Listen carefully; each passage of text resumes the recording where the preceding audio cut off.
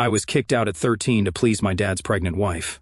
Years later, she destroyed him. He begged me back. My one sentence left him shattered, shut out. This all started back in 2020, right when the lockdowns hit.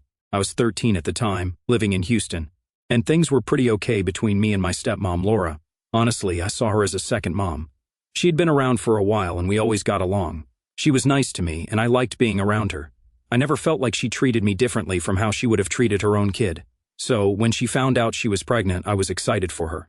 At the time, my real mom, Rachel, who's a surgeon, was working like crazy because of the pandemic. Since her schedule was intense, I ended up staying with my dad, David, and Laura during the lockdown. It was supposed to be a temporary thing, but with everything happening, it turned into a much longer stay than anyone expected. In the beginning, everything seemed normal. We were all just trying to get through lockdown life, watching movies, hanging out, that sort of thing. I figured it would be nice spending more time with them, especially since Laura was pregnant. I thought I'd be a big part of this new chapter, helping out with the baby and being an awesome big sister. But yeah, that's not how things went. When Laura was around 4 months pregnant, stuff started to shift. At first, it was little things. She'd snap at me over something small and I'd think, okay, maybe she's just having a rough day. I mean, she was pregnant, stuck at home, and dealing with lockdown stress. I tried to brush it off because it wasn't a big deal, right? But it didn't stop. Actually, it got worse, a lot worse. Out of nowhere, it seemed like everything I did was annoying her.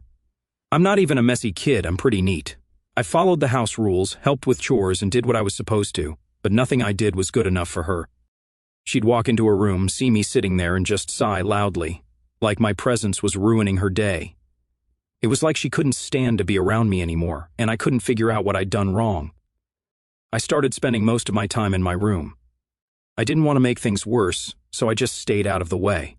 I'd come out to do chores or grab food, but other than that, I tried to be invisible. Even then, she'd still get mad. One time, she came into my room, absolutely furious, yelling about how my room smelled so bad it was making her sick. I looked around and couldn't see what she was talking about. The only thing in there was a half-eaten bag of chips on my desk. That's it. Before I could even say anything, she started crying, full-on sobbing, like I had done something terrible. My dad rushed in to comfort her, as always, telling her it was okay and trying to calm her down. I just stood there, completely confused, like, what just happened? They blamed it on her pregnancy, saying the hormones were making her extra sensitive. But to me, it didn't feel like hormones. It felt like she genuinely hated me, and no one wanted to admit it. It wasn't just that one day, either. Everything I did seemed to set her off. I'd sit quietly reading or watching something on my phone, and she'd walk in, get mad that I wasn't helping around the house, even though I'd already done my chores for the day. Or I'd be in the kitchen getting a snack, and she'd come in, huffing about how I wasn't cleaning up fast enough, even if I was literally in the middle of washing a dish. The worst part? My dad didn't defend me. Not even once. Every time she'd get upset, he'd just stand there, trying to calm her down, telling me to be more understanding, or that she was going through a lot with the pregnancy. But he never asked how I was feeling. It was like it didn't even matter. I was just there, in the way. I started feeling like a total outsider in my own home. I couldn't be in the same room with them without feeling like I was walking on eggshells. I tried to talk to my dad about it, asking him why Laura was treating me like this, but he always brushed it off. He'd say stuff like, she's just stressed, or she doesn't mean it. She's just having a hard time. But after a while, it didn't feel like she didn't mean it. It felt like she did. It got to the point where I didn't want to leave my room at all. My mental health tanked. I started feeling like I was a problem, like I wasn't wanted there. I'd lie in bed at night, worrying that my dad was just going to tell me to leave. The anxiety was so bad that my hair actually started falling out.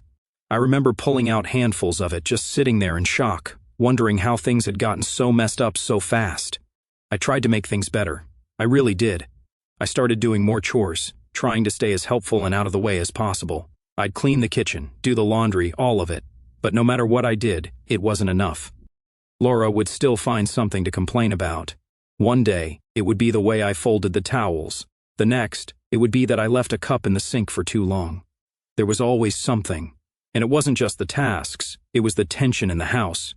The air felt thick, like everything was about to explode at any second. I couldn't relax, couldn't just be a normal kid in my own home. I dreaded every moment that I had to leave my room. Even when I tried to tune it all out with headphones, it didn't help. The stress was suffocating. I tried to act like it wasn't affecting me, but deep down I knew I was breaking. I just wanted to go back to my mom's house, But with the pandemic and her crazy work hours, I was stuck. Every day felt like walking on a tightrope, not knowing when Laura was going to snap again or when my dad was going to finally tell me I wasn't welcome anymore. The more I thought about it, the more it seemed like maybe Laura didn't want me there at all. That idea stuck with me, and it scared me because, at 13, where was I supposed to go if things got worse? I didn't have the answers, but I knew one thing for sure. Things were only going downhill from here. Then, on a normal day, or as normal as things could get in that house, I was sitting in the kitchen, scrolling through my phone, just trying to pass the time. I remember it so clearly because I wasn't doing anything out of the ordinary. I wasn't making a mess or being loud or anything. I was just sitting there, waiting for my cereal to get soggy. I like it that way. Weird, I know, but that's just how I've always eaten it. Anyway, I was minding my own business when Laura walked in. At first she didn't say anything, she just stood there, looking around like she was on a mission to find something wrong. The kitchen was spotless. I'd cleaned it that morning. Dishes were done, counters wiped down, everything was in its place. But still, she huffed, like she couldn't believe what she was seeing, like somehow I was the source of all her problems just for existing in that space. Then she started cleaning, aggressively, clattering dishes in the sink, wiping the counter so hard it sounded like she was scrubbing concrete. The whole time she's doing this, she's muttering under her breath about how some people don't know how to clean up after themselves and how the kitchen was always a disaster. I'm just sitting there, staring at my cereal, trying not to react because I know if I say anything, it's going to blow up. But then she did something that completely set me off. She walked over, grabbed my bowl of cereal that I hadn't even touched yet, and threw it straight into the trash. No hesitation, just dumped it. It wasn't like there was some huge mess or anything. I hadn't even spilled a drop of milk. It was like she was making a point to show that whatever I was doing didn't matter. I couldn't believe it. Who just throws away someone's food like that? I snapped. All the frustration and stress I'd been holding in for months just came out. I slammed my hands on the table and yelled, "What is your problem with me?" She turned around, eyes wide, like she didn't expect me to fight back. "Why do you hate me so much? I haven't done anything to you, and all you do is treat me like I'm trash." She didn't respond at first, just stood there, stunned, like no one had ever called her out before. And then, like clockwork, she started crying, full-on tears, sobbing, acting like I had just said the worst thing imaginable. Before I could say anything else, David, my dad, came rushing in from the living room, like he always does when Laura starts crying. "What's going on?" he asked, but it was one of those questions where he wasn't actually looking for an answer. He was already taking her side. Before I could even open my mouth, she started talking through her tears, saying that I was stressing her out, that I was making her feel uncomfortable in her own home, and that she couldn't take it anymore. I looked at my dad, waiting for him to at least ask for my side, but he didn't. Instead, he turned to me and said, "What did you do?" Like it was automatically my fault, like I had done something so horrible that it was causing her to cry like that. I couldn't believe it. I just stared at him, speechless. Then Laura dropped the bombshell. "I don't want her around my baby," she said, still crying. I can't handle this stress. It's not good for me, and it's definitely not good for the baby. She needs to leave." That's when my dad walked me to my room, like I was the one who'd done something wrong. He closed the door behind us and looked at me like he was about to say something important. I could feel my heart pounding in my chest because I knew, deep down, that whatever he said next was going to change everything between us. "You must be doing something to Laura," he said. "No one hates a kid for no reason. You need to stop stressing her out, or you're going to have to leave. I can't have her this upset while she's pregnant. It's not good for her, and it's not good for the baby." I felt like the floor had just dropped out from under me. I couldn't even process what he was saying. Laura wanted me out of the house, and instead of standing up for me, instead of even trying to figure out what was going on, my dad just sided with her. It was like I didn't matter at all, like I was just some problem that needed to be solved. I stood there, staring at him, not knowing what to say. A million thoughts were running through my head, but none of them made sense. All I could feel was this crushing weight in my chest, like I was suffocating. I didn't know what to do, so I just nodded, grabbed a bag, and started packing some clothes. I didn't want to be there anymore anyway, not after everything that had happened. I went back to my room, locked the door, and posted on social media, asking if anyone had a place for me to stay. I explained the situation in detail, not holding anything back.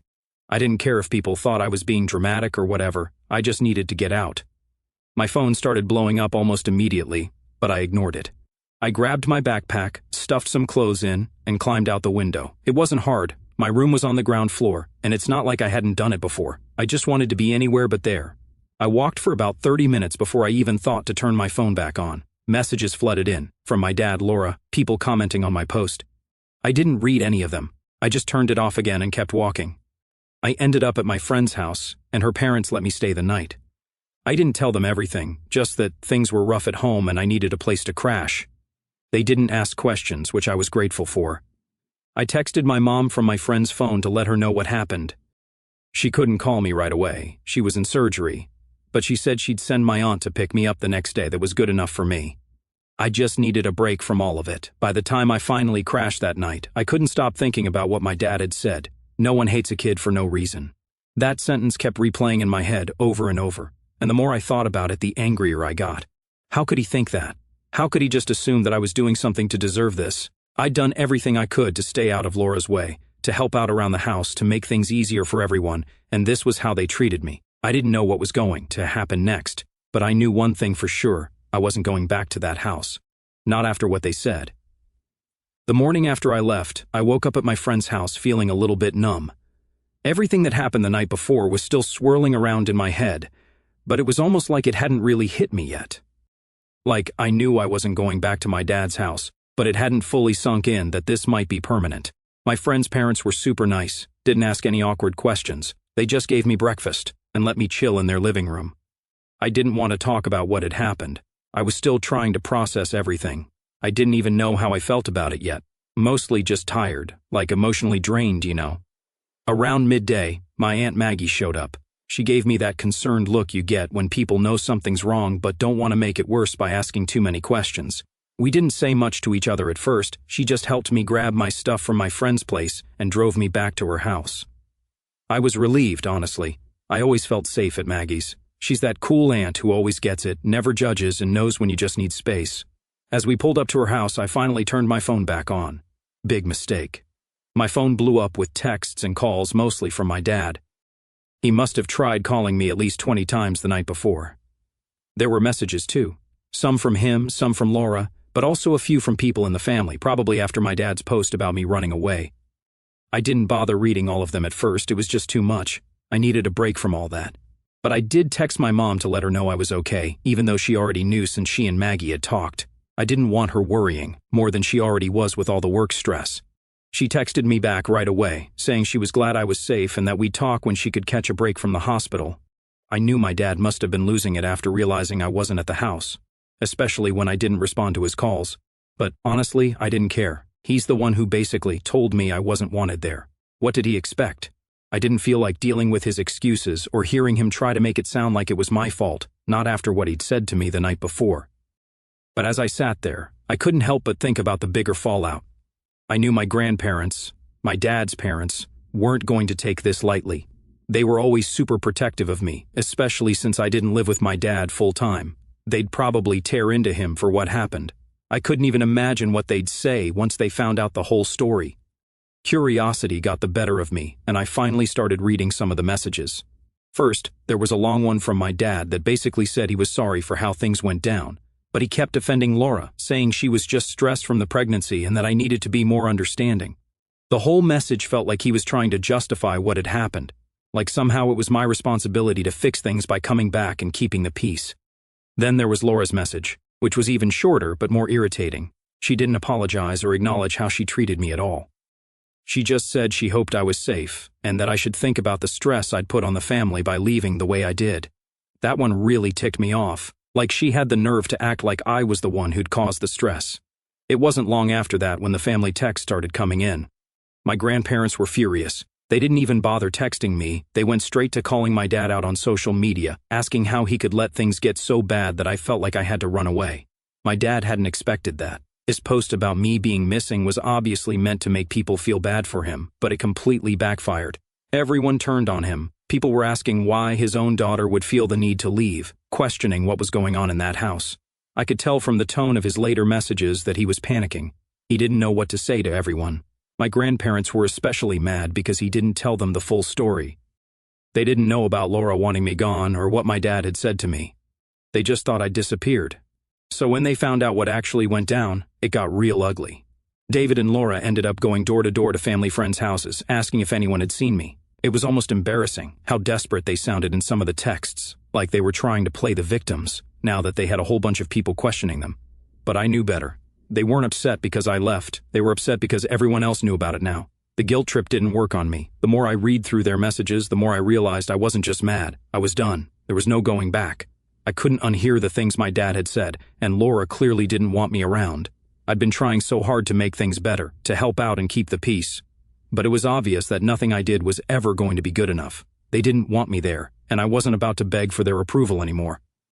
My aunt could tell I was in a bad place that day, but she didn't push me to talk about it. She just let me have space, which was exactly what I needed. Later that evening, she did come into my room and ask if I wanted to stay with her for a while. I didn't even hesitate. Of course I did. Going back to my dad's house was out of the question, and I didn't want to bounce around between friends' houses. Staying with Maggie felt safe. It was my escape from the craziness. The rest of that day was a blur. I spent most of it on my phone, reading all the comments under my dad's post, seeing how people were reacting. There were a few people trying to defend him, saying maybe I was just a difficult teenager or that the pandemic was making things harder for everyone. But most people were on my side, asking why a 13-year-old would feel like she needed to leave in the first place. Even distant relatives were chiming in, saying how disappointed they were in my dad for letting things get this bad. As much as I appreciated the support, part of me was still hurting, no matter how many people called him out. It didn't change the fact that my own dad had chosen Laura over me. He'd made it clear where his priorities were, and I wasn't one of them. I tried not to think about it too much, but it stuck with me, and every time I checked my phone, the hurt just came back stronger. That night, before I went to bed, I finally texted my dad back. It wasn't a long message, just something to let him know I was safe and that I wouldn't be coming back. I told him I'd be staying with Maggie for a while and that I didn't want to talk to him until I was ready. His response came almost instantly, but I didn't bother reading it. I'd had enough for one day. As I lay there in bed, staring at the ceiling, I realized that things were never going to be the same. Not with my dad, not with Laura. And for the first time in a long time, I was okay with that. After a few days at my Aunt Maggie's house, things started to feel a little more normal. Or at least as normal as they could be after everything that had happened. I was still getting constant texts from my dad, but I wasn't really reading them. I knew what he wanted to say, and honestly, I wasn't ready to hear it. He kept sending messages like, "We need to talk," or "Let's work this out," but he never actually apologized for what he said to me that night. It was all about Laura, and how I needed to understand her situation and be more patient. It felt like he was still choosing her over me, even after I had made it clear I wasn't coming back. At some point, I decided to block both him and Laura on my phone. I was tired of the guilt trips, and tired of feeling like I was the one who had done something wrong. It wasn't my responsibility to fix the situation, and I wasn't going to let them keep dragging me into their mess. My Aunt Maggie was a lifesaver during all of this. She didn't push me to talk about what had happened unless I wanted to. She just made sure I had a safe space to breathe and figure things out. She even set up her guest room for me like it was my own space, with my favorite blankets and snacks. So I felt comfortable. It was nice having someone who genuinely cared about how I was feeling without any hidden agenda. One day, while we were sitting at the kitchen table, Maggie finally asked me, "Do you think you'll ever talk to your dad again?" She wasn't being pushy, it was more like she was giving me a chance to talk about how I was really feeling. I didn't answer right away because honestly, I didn't know how to answer. Part of me wanted to believe that my dad could fix things, that he could somehow make it right. But the other part of me, the part that had heard him say those horrible things, didn't think it was possible. How do you move past something like that? "I don't know," I finally said. "I want to talk to him, but I don't think I can forgive him, not after what he said." Maggie nodded. "That's fair. You don't have to decide anything right now. Take your time." That's what I needed to hear. I didn't need a solution right away, I just needed space to figure it out. Meanwhile, my grandparents were still furious with my dad. I didn't even have to say anything to them about what happened. They had already put the pieces together from my dad's social media posts and some conversations with other family members. They'd stopped talking to him altogether, which honestly surprised me. I figured they'd be mad, but I didn't expect them to cut him off like that. I guess it showed me that I wasn't the only one who thought he was in the wrong. Every few days my grandma would call me to check in. She never brought up my dad, and I appreciated that. She mostly asked how I was doing, how things were at Maggie's, and if I needed anything. I think she was trying to make up for the fact that things had gone so sideways, even though none of it was her fault. It was comforting to know that at least someone in the family had my back. Life at Maggie's was way more relaxed than it had ever been at my dad's house. There was no tension, no walking on eggshells. I actually felt like I could breathe again. I spent my days doing online school, thanks pandemic, and helping Maggie around the house. It wasn't exciting, but after months of feeling like I was in constant fight-or-flight mode, it was exactly what I needed. The thing was, though, even with all the support from my aunt and grandparents, I still felt this gnawing emptiness inside. I mean, yeah, I was glad to be out of my dad's house, but I couldn't help but think about my half-brother. I hadn't met him yet, and part of me worried that by staying away from my dad and Laura, I'd never get the chance. He was innocent in all of this, and it didn't feel fair that I might lose out on being his sister because of everything that happened between me and my dad. I tried not to dwell on it, but it was hard. Every time I thought about my future, I wondered if my brother would be in it. But at the same time, I knew that going back to my dad's house, even just to see him, wasn't an option. Not yet. I wasn't ready to face them, and I wasn't sure I ever would be. One night, while I was scrolling through my phone, I saw a notification from my dad's social media. He had posted a long, drawn-out message about family and how he regretted how things had gone with me. It was clearly aimed at me, even though he didn't mention my name. He wrote about how he wanted to make amends and bring the family back together. Reading it made me angry all over again. He was acting like posting online was the same as apologizing to me directly, like putting up a vague, guilt-trippy message was supposed to fix everything. But it wasn't. If he really cared, he would have called my aunt or written me a letter or done something other than try to get sympathy from strangers online. I shut my phone off and threw it onto the bed. I wasn't going to let him drag me back into his drama. Not this time. The next morning, I told Maggie about the post. She shook her head and said, "That sounds like your dad. He doesn't know how to just admit he was wrong." And that was it, really. That was the problem. He didn't want to admit he was wrong. He just wanted things to go back to the way they were, like nothing had ever happened. But I wasn't the same person anymore. I wasn't going to pretend that everything was fine just to make him feel better. After that, I decided to completely cut him off. I unfollowed him on social media, blocked his number, and asked Maggie not to tell me anything about him unless it was important. I needed space to move on with my life, and as long as he was still trying to drag me back, I wasn't going to be able to do that. It was hard, though. Harder than I thought it would be. Cutting someone off, even when they've hurt you, isn't as simple as just hitting a block button. There were moments when I wanted to reach out, moments when I missed the way things used to be. But then I'd remind myself of that night, of the things he said, and I'd remember why I had to keep my distance. Moving forward without them wasn't easy, but it felt right. It felt like the only option I had left. All right, let's fast forward a couple of years.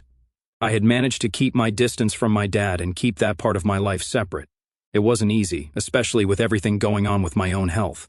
But I was finally at a point where I felt like I had a handle on things. It wasn't perfect, but I'd carved out a life that worked for me. Then, out of nowhere, I got a message from my dad. After years of silence, he suddenly wanted to talk.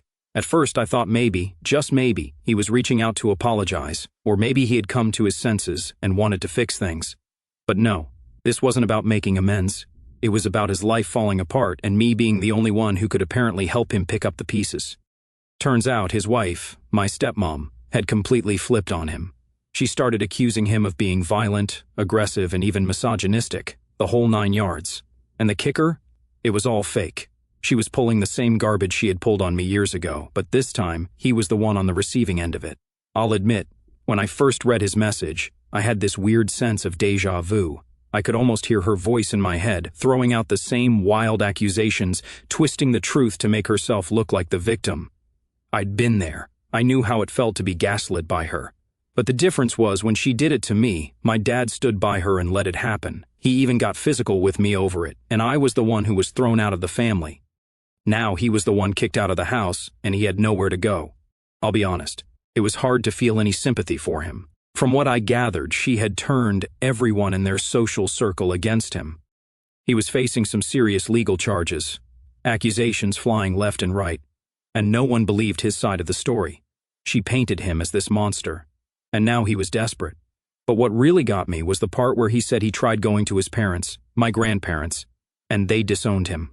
My grandparents, these were the same people who had always been in his corner, no matter what.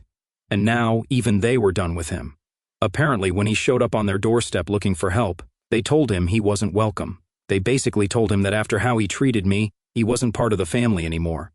I guess they had finally reached their breaking point after everything that went down between us.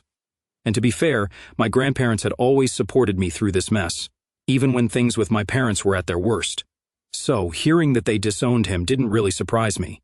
What did surprise me, though, was the condition they set for him. They told him that if he wanted any chance of getting back into their lives, he had to fix things with me first. That was their deal. No reconciliation with me, no reconciliation with the family. And that's why he was reaching out, not because he felt bad for how things went down, not because he realized what he did was wrong, but because he needed me to fix his mess. When I read that part, I couldn't help but laugh a little. It was so typical of him, really. He hadn't changed at all. He didn't want to apologize or make things right because it was the right thing to do. He just wanted to do whatever he had to do to get back in my grandparents' good graces. It was all about him, like it always had been. I wasn't even mad, to be honest. I was just done. The years of silence, the distance, had given me time to heal. Not completely, of course, but enough to realize that I didn't need him in my life.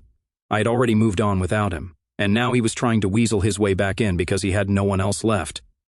So, when he asked if we could talk things through, I didn't hesitate. I told him straight up, no, that was it. No long explanation, no trying to soften the blow, just a simple, firm no. I wasn't going to be his lifeline, not after everything he'd done, and certainly not because he suddenly needed me to clean up his mess now that his wife had kicked him to the curb. But of course, he didn't take that well. He sent me a flurry of messages after that, trying to guilt-trip me into helping him. He said things like, "I'm still your father, and family should stick together in hard times," as if that had ever meant anything to him before. He kept insisting that we could work things out, but I wasn't falling for it. I knew he didn't care about fixing things with me. He just wanted back into the family, and I was the only thing standing in his way. I didn't respond to any of his other messages after that. I blocked him and moved on with my day. It wasn't even that hard. Honestly, there was no emotional struggle, no second guessing.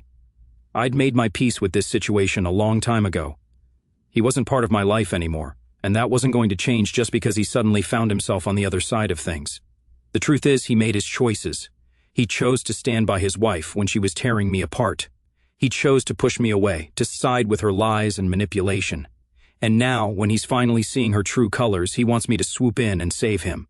No, I'm not doing that. He can deal with the consequences of his choices, just like I had to. And as for my grandparents, I respect their decision to disown him. They saw what he did to me, and they're holding him accountable for it. That's more than I ever expected, honestly. But as far as fixing things between us, that's never going to happen, not after everything. So, that's where we are now. My dad's life is in shambles, and he's trying to reach out to me to make things right, but only because it benefits him, and I'm not interested. I'm not going to be his ticket back into the family, and I'm not going to let him back into my life just because he's run out of other options. So yeah, I told him no, and I don't regret it for a second.